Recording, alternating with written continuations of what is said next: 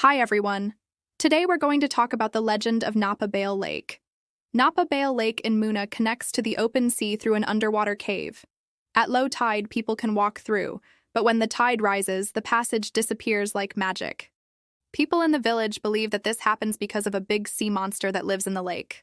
Many years ago, there was a huge sea monster that lived in Napabale Lake. It was so big that its body parts could be seen above the water.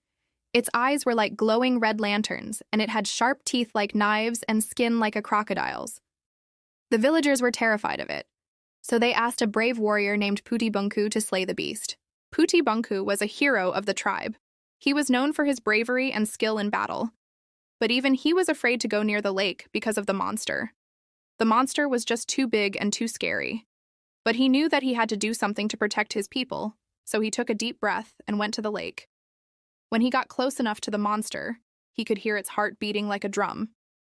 He could also smell its bad breath, which smelled like rotting fish. But he didn't give up. He jumped into the lake and started swimming towards the monster. The monster was fast, though.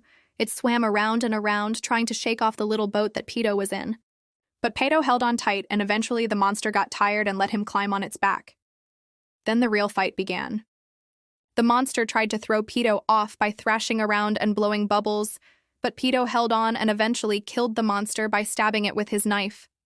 When the monster was finally dead, Peto cut off its head and threw it into the lake. As soon as the head hit the water, the lake began to shake, and the water started receding until all that was left was a big, wide hole that connected the lake to the sea. Then the water started coming back and the hole disappeared. The villagers cheered and celebrated, and from that day on, the lake became known as Napabale Lake.